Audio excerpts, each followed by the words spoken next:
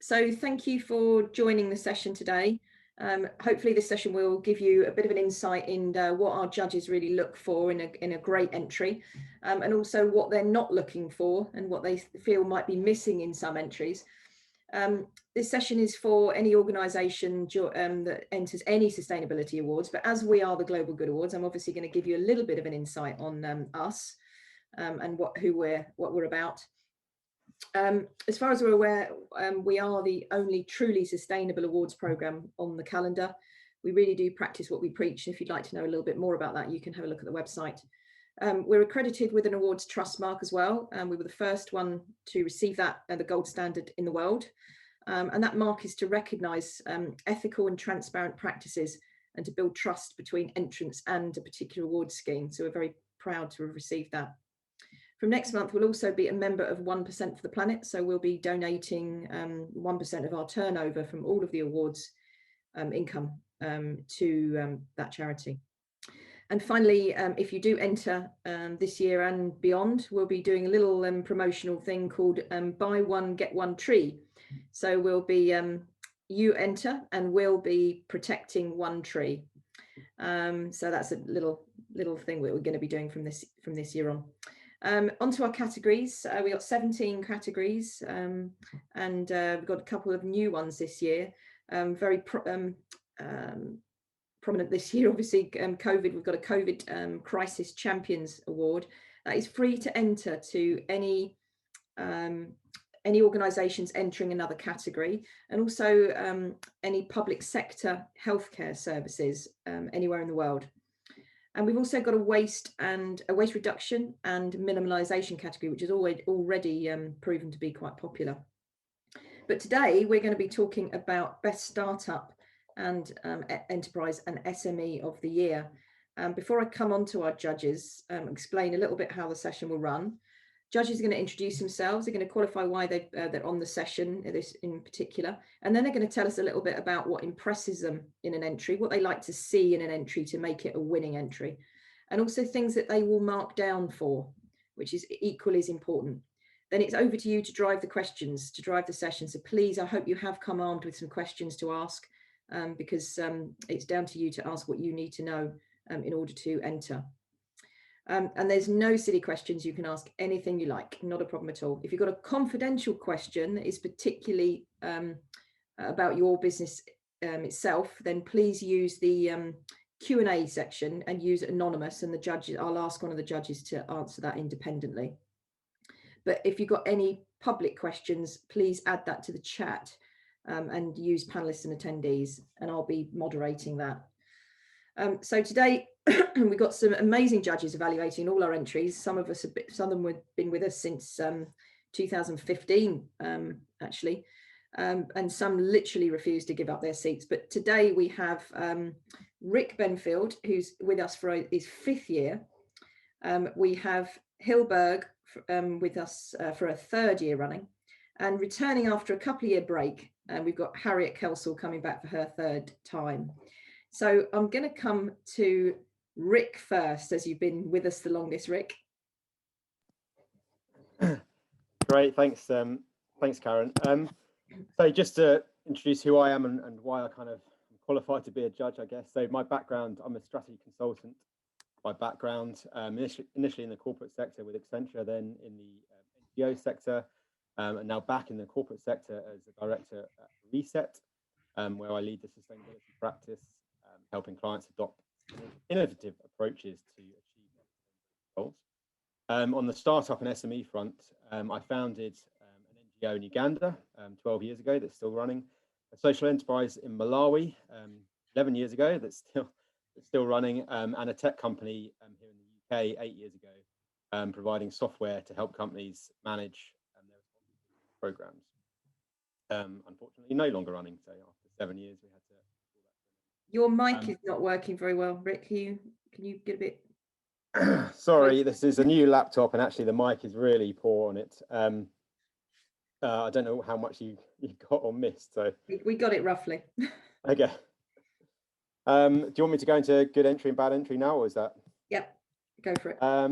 I think for me, when I'm looking at entries, I I really like to see an integrated approach to sustainability or purpose, or depending on the category you're entering, but in this case, Global Good SME of the Year Award and Startup Enterprise. So a full approach to what you're doing to have an impact. So not standalone tick the box initiatives, but how it all maps back and ties back to your core business and what you're about as an organization. And to see that narrative come together within the entry kind of really helps me to appreciate that you're a business that really cares and is doing, is really trying to make a positive impact as opposed to just ticks and boxes.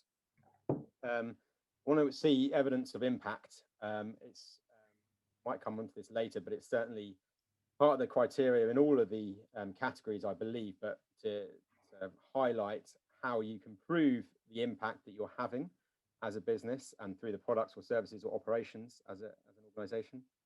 I'd also just, this is kind of not so much on a good entry point, but there's an opportunity, certainly in the Global Good Awards, and I'm assuming other award entries as well, where you can add attachments. So there's normally a section where you enter, you can, with a word count, where you can, max word limit, where you put in your entry and answer.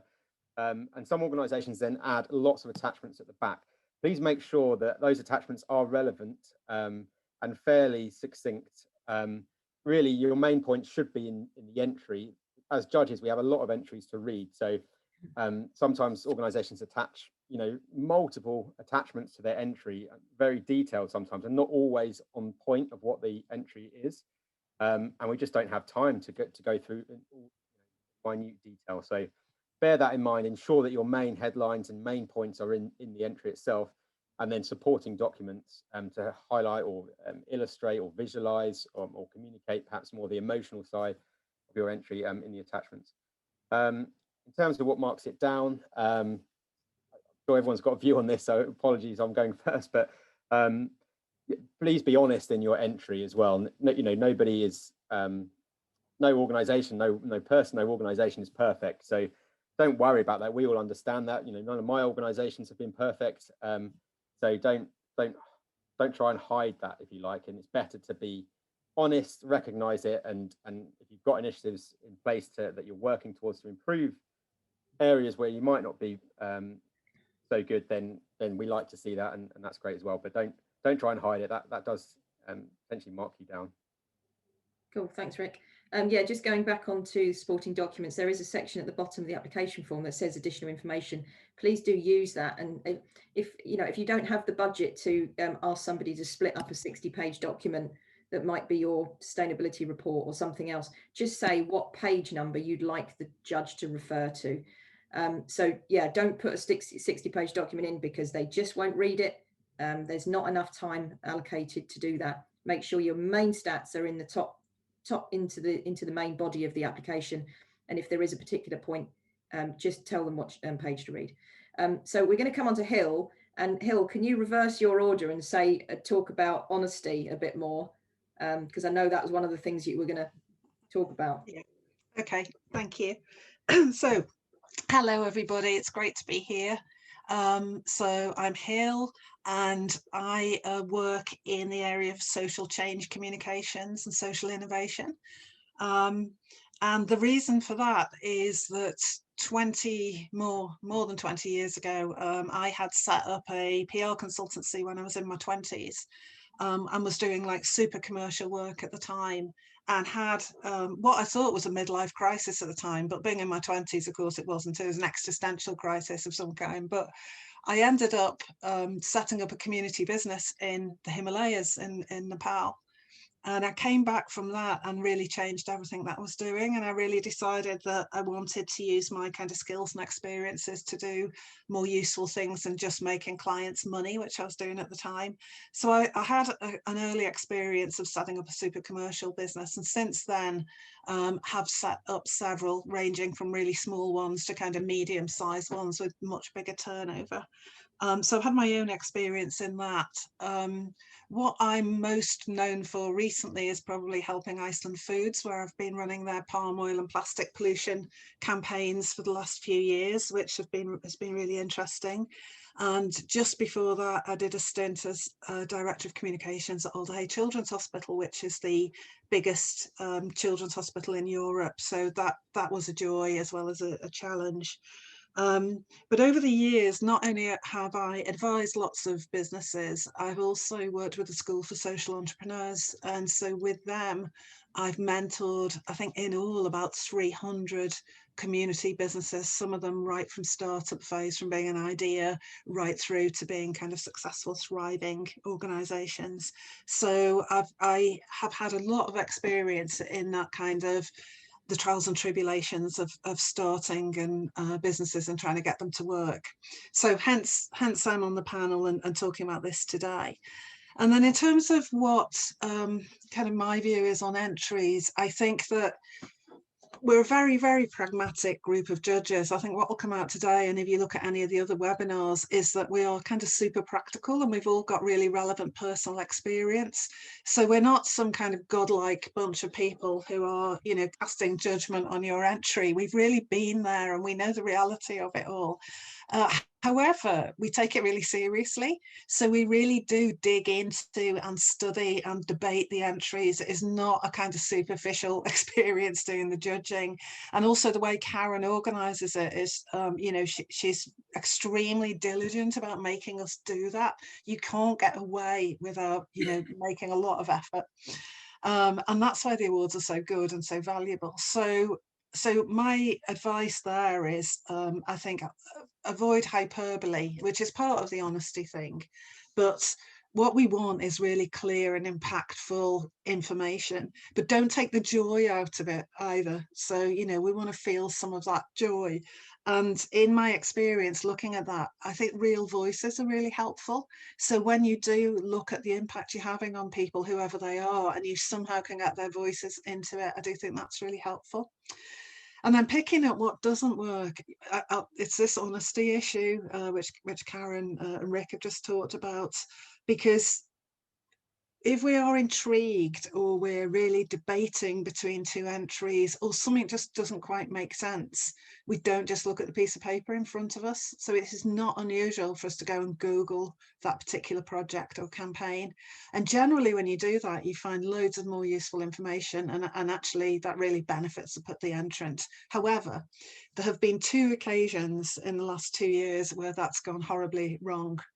And without giving too much detail, I think, but one of them was an entrant who had put together the most brilliant case about all the help a private business had given the community, and it was truly amazing. But reading it, there was just like a bit missing, like the reason for doing it. We couldn't quite work it out. And of course, when we Googled it, it was because that business had pretty much destroyed the community several years earlier and had neglected to tell us that. So a new team had come in, put together this amazing program and done wonders, but that was because actually this corporate had done terrible things in the past. Now that actually changed the nature of the entry. If they'd told us that, you know, they might still have won the award because actually it was the context we needed, but by not telling us, it didn't feel honest. And then there was a second one where another organisation had done really great work in the community, and in the evidence that they gave us, they had filmed members of the community talking about that great work, and it was super impressive. And then out of pure interest to see what else had happened, we took a bit of a wider look at the campaign and were stunned to find that the film that we were looking at actually wasn't real. It was a promotional film that included actors, and they weren't members of the community, and they didn't represent real people. So again, I suspect that was an oversight more than anything, but because it wasn't given to us as a promotional film, because it was given to us as a piece of evidence, again, it just felt not quite honest enough. So that would be my advice. Be just super honest with us, be really clear. And, you know, picking up Rick's point, nobody is perfect. Absolutely nobody is perfect. You cannot do everything. And what we're looking for are examples of people who are just doing their very best to make a difference. And we will be incredibly forgiving over not everything being perfect, but tell us honestly what you're trying to do. So that would be my advice on both of those issues. Cool. Thanks, Hill. That was great. Harriet, let's come over to you. Hey, yeah, great to hear from the others. I think I'm going to concur with a lot of that. But yeah, first of all, I suppose I better say who I am and what I'm doing here. I'm Harriet Kelsall.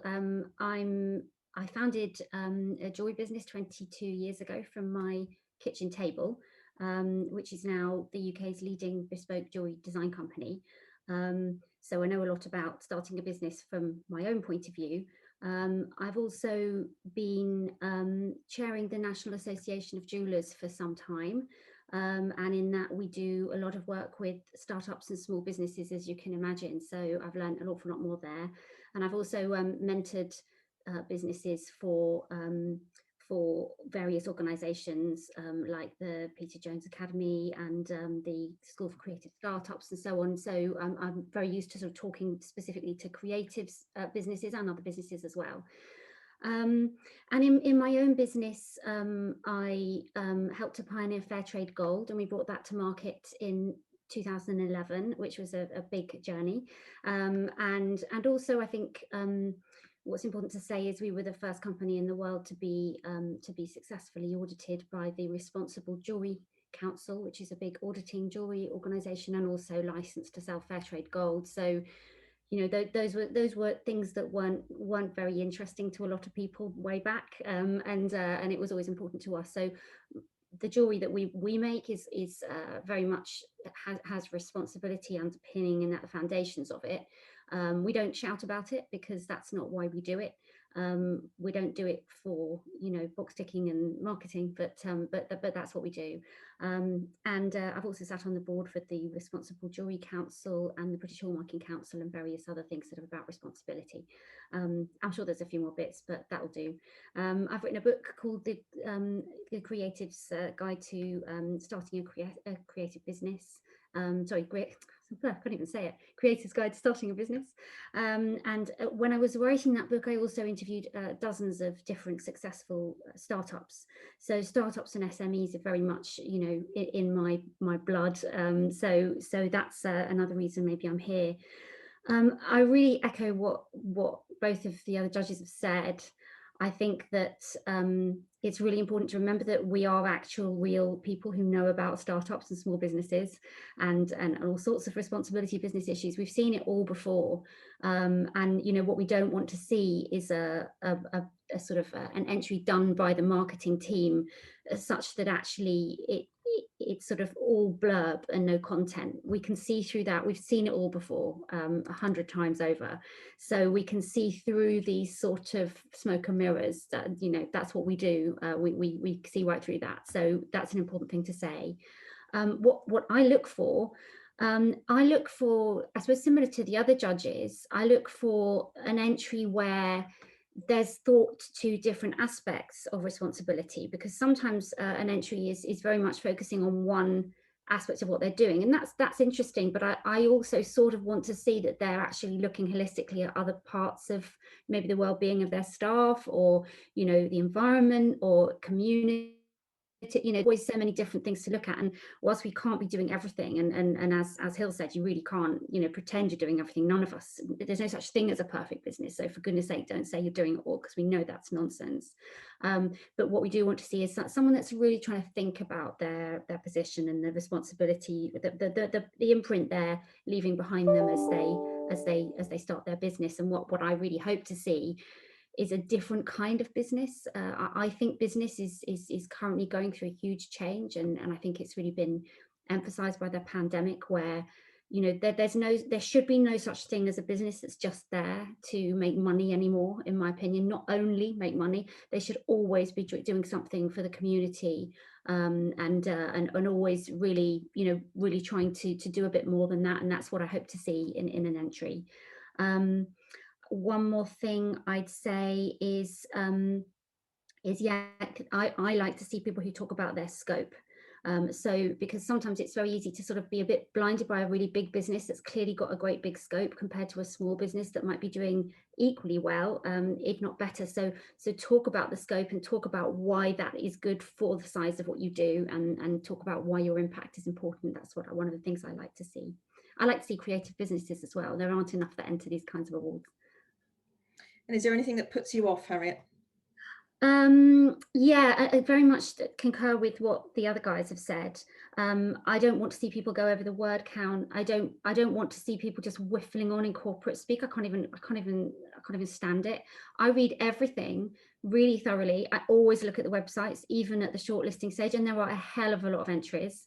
So, you know, I want to see things that are nice and clear. It doesn't have to be, you know, markety, but I just want to see it nice and clearly, what you've done, why it's important, and then go on and tell me a bit more, either in the word count or maybe in the supporting material, as long as there's not too much.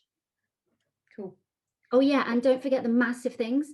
There've been at least 2 entries, maybe I can think of 3, when I've been judging, where you look at the entry and it all looks very good and you think, great, that's fine. And then you look at the others, and then later you discover that this company also did something really huge and significant and good that they sort of forgotten to mention. It's really weird. So, so we don't know your business, and as much as we'll probably look at your website and all the rest of it, we're not necessarily going to pick up something amazing that you've done. I remember one case in particular, where afterwards Karen said, oh, that person's done this, this and this, but you know, it was too late because we'd been judged. It wasn't in the entry. We couldn't know that. So yeah. Cool. Yeah. That did actually come up this morning.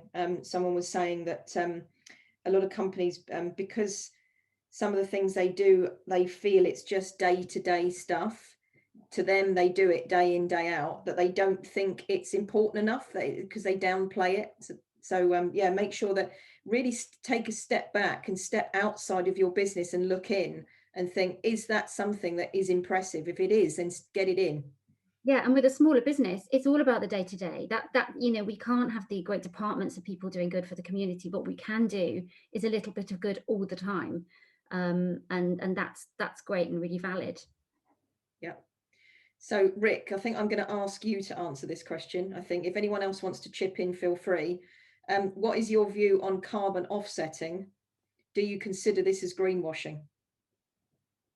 Good question. I mean, first and foremost, it's about reduction of energy use, and obviously adopting a renewable energy supply if you don't already as a business. So, you know, that's the primary goal in terms of when we're looking at carbon, is ensuring that you're reducing as much as possible energy use, and then when you are using it, you're using renewable. Now, there's no way that you can get to zero energy use, depending on the business you're running, I guess. But and so at that stage, I think at the moment, you know, as long as you're using kind of gold standard offsetting, that's it, it's the choice to go down and to really offset the rest of the carbon that you've been using as a business. But there are certainly some there's some offsetting that's better than others, and so you have to investigate a little bit and dig a bit deeper in terms of the types of organizations you might be using to do your offsetting, to make sure that it really does comply, and it's kind of achieving what you think it's going to achieve in terms of those carbon offsets. But yeah, as long as a business is first of all making strides to reduce and obviously to switch to renewable energy, and then once they've done that and continue to try to reduce more, then offsetting it's not greenwashing, but it's if you only do that, and you pick a potentially poor option when you're looking at offsetting, then arguably it can be called as greenwashing. But no, I think it is a viable option, because all businesses consume energy of some kind, and produce carbon of some kind. So yeah, I don't know if anyone else has anything to add on that. So I'll just chip in, but I'm no expert on carbon offsetting, but I think that I'm thinking at it in my position as a judge, if I was looking at carbon offsetting in an entry. And I think it's entirely about context, which is kind of what Rick's saying. I think that, you know, if there was an entry where somebody had not appeared to make great efforts to reduce their carbon and had gone straight to carbon offsetting, that would be questionable. But then it's the context of the wider intention and what else is happening in that carbon reduction plan. And so, for instance, you know, if an organisation is looking at scope 3 carbon reductions, which is the really big ambitious piece where they're looking at their supply chain and what their consumers do and doing some carbon offsetting, then actually they're also doing some really great things. So it's entirely about context, I think, in terms of what the entry would say. Yeah, I think it's not just about energy usage, it's about travel, it's about what courier you use, it's what the supply chains looks like, it's how your staff operate, do they work from home, how much energy do they use, it's so much more. The whole thing, as Hill said, it's there's scope 1, 2 and 3, and I think if you delve into a lot of those and then offset what you can't reduce, that's where it's going to pay dividends in front of a judge. Harriet. Yeah. And also, yeah, exactly that. And I'd also say that again, I'm no expert in carbon offsetting, but I'd say that what I want to see is an understanding of contiguous improvements, so that actually they may be doing their best at the moment, but what are they looking at next? You know, don't only tell me that you've done this carbon offsetting and you also, before you did that, you did this, this, and this. That's kind of, there's always more we can do. And so I'd like to say, and you know, even if it's a small things, lots of small things can really make an impact. So I want to see what you're working on next, not only what you've done with that carbon offsetting. Yeah, I think setting and telling us what your baseline was as well. Making sure that if you have made a reduction in the last 12 months, tell us where you came from. Don't just say what you're currently using now. It's really important to tell us where you came from. Yeah, and actually give us those statistics, because a lot of people just speak in woolly speak, and well, that's great and better than nothing. It doesn't really give us something concrete. And if you can, I know it's hard, especially for small businesses, to measure in their sort of growth stages, but if you can give us those comparisons, it's really helpful. Yeah, I was going to say that in terms of context, just depending on the product that the business is producing or the business type, yeah, try and, if you can, if the information or data is available, to compare that against similar type products or similar type businesses and show where you are, because you might say, well, we start at this baseline and reduce our carbon by 20%, but it might be that your direct competitor may already be far lower base or far lower kind of entry in terms of their carbon use. So yeah, again, we're not experts in all industries and all products and all sectors, so it does help if you've got that information available in terms of comparison between other organizations or products within your space. Rick, I think you need to turn that laptop back. Let's talk about turnover, specifically with these two categories. We want to know that your business is profitable, because at the end of the day, it leads to a better future. So let's talk about that. Hill, do you want to pick up on the importance of showing that?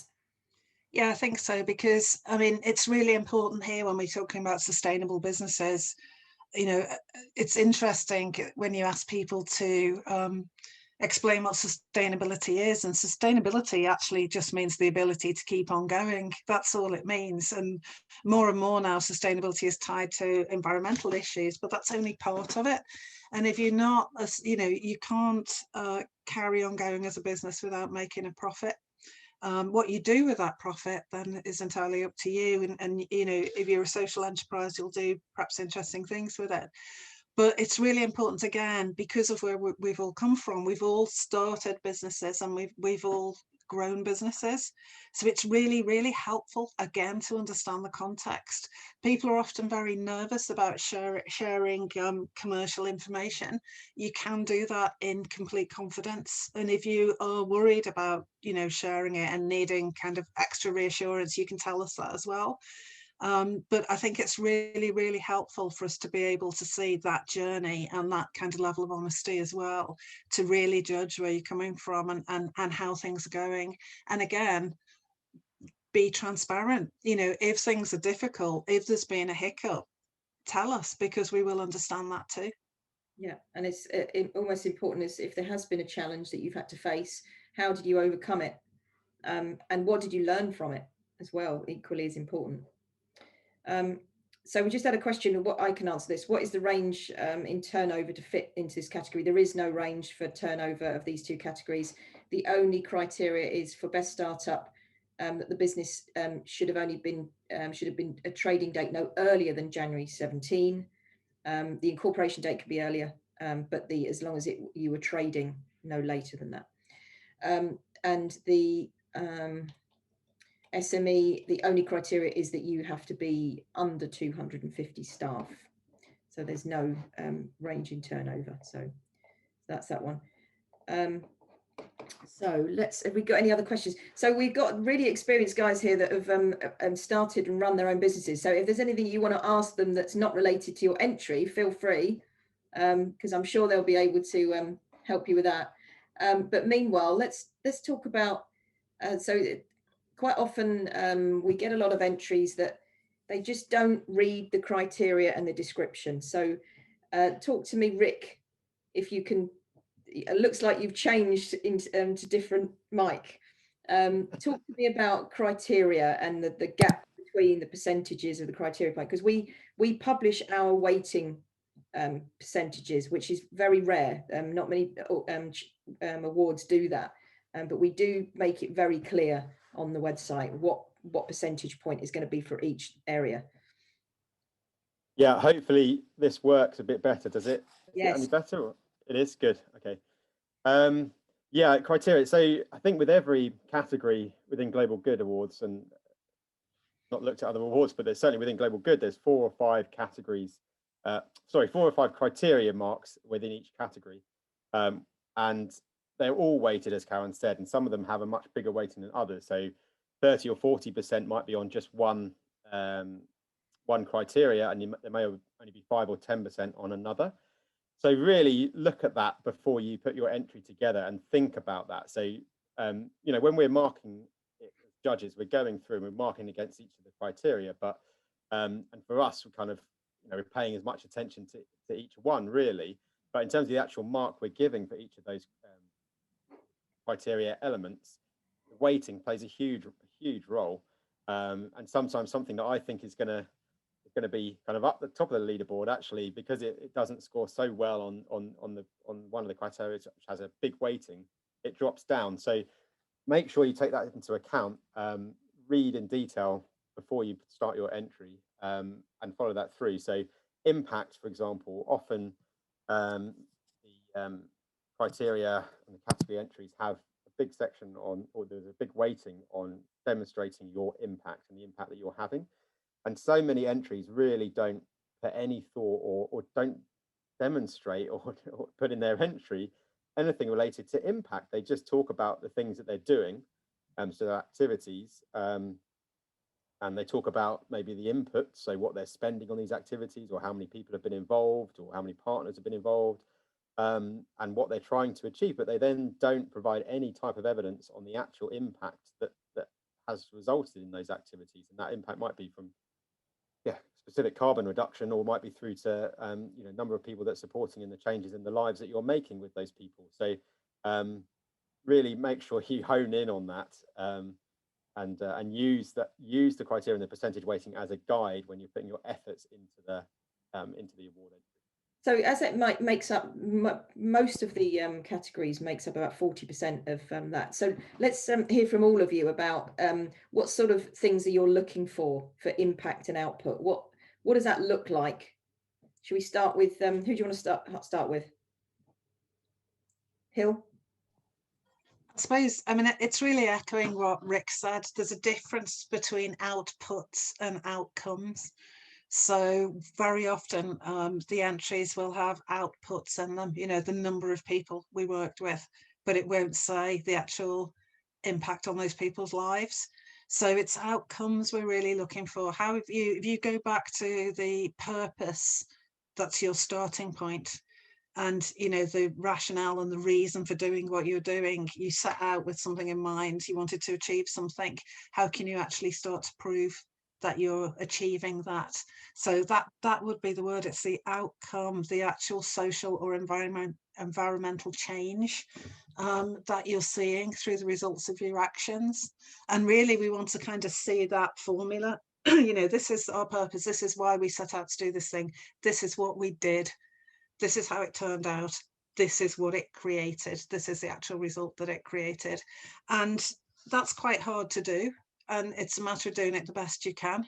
But that's where it really works in terms of the marking. And you know, if you look at our job, we are not experts in everything. So we've got a core kind of set of skills and experiences which are around setting up businesses and helping them to grow. But actually, if you look at the last couple of years, if you look at the startup category, it's had the winners have had everything from period care to events to alcohol-free spirits, kitchens, consultancy, and then a host of other people who didn't get through to the winning, the winning entries. And equally with SMEs, we've had everything from vegan food to architects to cleaning materials. So we've got to kind of have that core set of criteria that we're working to.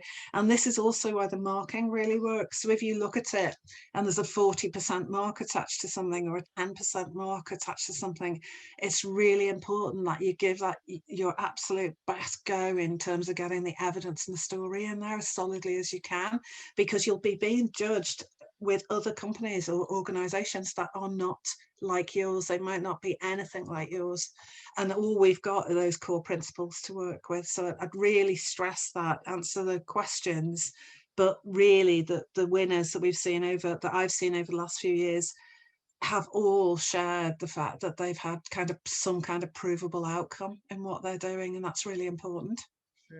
I think answering the questions is something that people just got to miss. They get carried away when writing it, and quite often someone, if they're writing it on their own and they don't have anyone else around to read it, you need someone else to read it, someone from the outside of your business to read your entry. It could be your mum, it could be your husband, it could be someone it could be a supplier or a client. Get somebody to read it and say, have I missed anything about our business? How do you see our business? So yeah, just try to make sure you read those questions. Yeah, Harriet. Along those lines, you just reminded me, Karen, that sometimes I've really enjoyed reading quotes from suppliers and quotes from customers and quotes from everybody, and a lot of people don't think to put them in, and sometimes when it's supporting what you're saying, I remember one time, I can't remember who it was, the supporting material, all it was just a few little quotes from a few from customers, a few from suppliers, that just showed the impact was really felt and enjoyed, and you could tell they weren't made up. So yeah, if you're getting people to read, you might want to also get people to give you some quotes for your entry. That's always nice to see. Yeah, cool. Rick, do you want to add anything to what Hill and Harriet have said?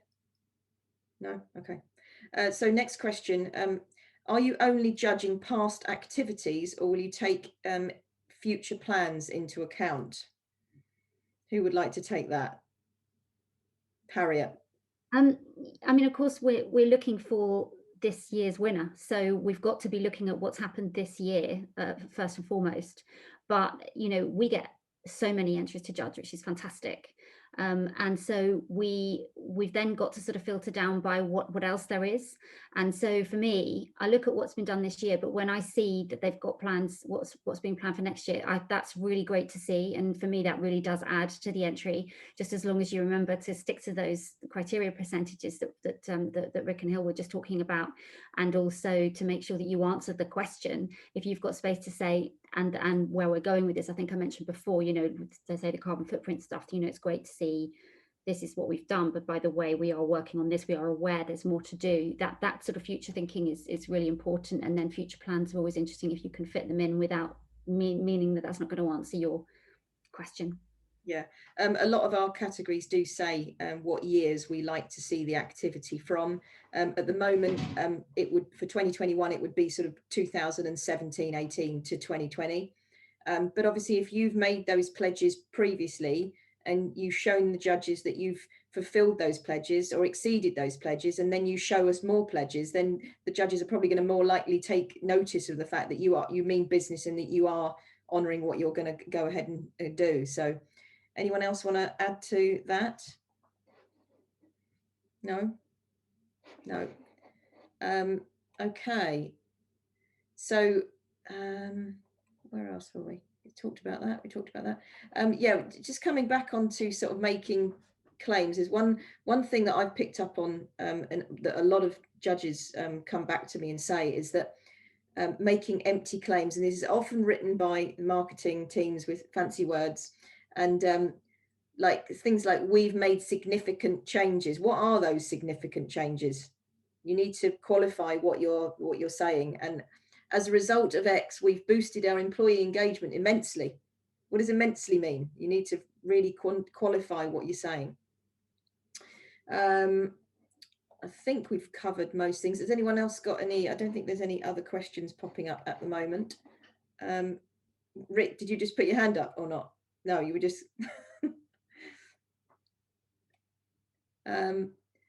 sharing best practice. Harriet, you mentioned at the beginning when you were introducing your business that you don't shout about what you do, but if you were to shout about it, you would probably be sharing best practice within your industry sector, wouldn't you? I shout about it within my industry all the time. Like, people honestly cannot shut me up in the jewelry industry because I'm trying to you know, take the whole industry on that journey towards special responsibility. And also I talk about responsibility in business internationally, about, you know, what it means to be responsible in business as an SME, what that can look like. So you know, I do shout about it within in a certain way, but I suppose what I'm saying is that we're bespoke jewelers, so people come to us for bespoke jewelry. People don't come for us for good ethics and then accidentally sort of think they want some bespoke jewelry as well, you know. So actually what we talk about is bespoke jewelry because we're really good at that. And then, you know, our second, third message might be, oh, and by the way, it's all very responsibly sourced, and, you know, we can give you all sorts of options around that, but it's not our core message, because sometimes I think there's a lot of companies, I've seen several jewelry companies just this year, making claims on the front page of their website which are nonsense, like we can track our diamonds to where they were mined. Nobody can do that. That's utter nonsense, unfortunately, because the company blocks that from happening. I won't mention any names, big diamond company, but actually, you know, I think that can be greenwashing. And so, and I'm also, you know, I'm not going to sit there on the front page and bring my website and say, oh, it's all fantastic and it's all perfect, because, you know, yes, we may feel proud of what we've done, but we also, you know what it's like with anything, the more you learn, the more you realize you need to do. So yeah, from a customer point of view, we don't sort of ram it down people's throats, because that's not where they come to us from. But, you know, we're definitely trying to tell everybody else to be more responsible as well. Cool, good. Right, I think we're almost there. So has anyone got any closing words before we wrap up? Good luck. Good luck. Yeah, good luck. Indeed, Rick. Yeah, just one thing, I guess in the introduction of the entry, just also take time to think about how you introduce your entry, your business, your product, you know, depending on what you're entering as a category, to kind of grab the attention. And I know you said that, you know, don't get the marketing department to write these, but at the same time, we're reading a lot. Like, you know, it takes a couple of days to go through all these entries, and, you know, wet weekend and whatever, going through everything. And so if the entry or the introduction paragraph makes it interesting as a business, like it just makes us want to read it more. I'm not saying that we wouldn't read it if it wasn't line grabbing introduction, but it's just I guess just think about that side of it, and just make sure that you're not only getting the facts down, not only getting the information down, but also that it's in some way an interesting read and a story. And I'm sure it will be, because it's your business and you're proud of it, and you've got something to share and to shout about. So yeah, so kind of put your best foot forward really on the introduction, and say that we're open as we're reading the rest of the application. Those first couple of paragraphs are absolutely key. You know, you've got to say, we've done this, we've done that, we've done the other, and then the judge will get interested and they'll go, right, I want to read more and find out how they did it and how it impacted the community or how it impacted the environment. So yeah. Hill, anything? Sorry, I was just going to say one thing. Sorry, Hill, to interrupt. I was just going to say on that point, one thing that PR and marketing has taught me is, whilst there's no need to sort of mess it around and cover it in sugar, one thing that it has taught me is to answer the question first and then go into the why, because most people try and answer a question a bit like there's a story. You know, back in 1993, I did this, and then I did that, and then I did the other, and then eventually they come to the point they've done this amazing stuff in the last year. Do it the other way around. Yeah, absolutely. Hill. I was just going to say, you know, despite us setting out here all the kind of challenges and pitfalls, and as well as the opportunities, my view, having judged, you know, quite a few awards and entered quite a few awards, is that actually the Global Good Awards are kind of out on their own a little bit, because they're not hard to enter. You know, I think you're given a lot of guidance and help that is super realistic. So what you're told in terms of the questions and the scoring and so on, that is how it works. You know, there's a set out procedure for us to follow. So the advice is really, really sound that you kind of get, that comes along with the with entering. And they're not that difficult to enter, in my experience, compared with other awards. You want to give it your absolute best shot, but it's a really straightforward experience. And I would just say go for it, because the other thing that happens is wherever you come in that ranking, in the end, by entering, you end up in a community, and there's this real community of interest around the awards of loads of people.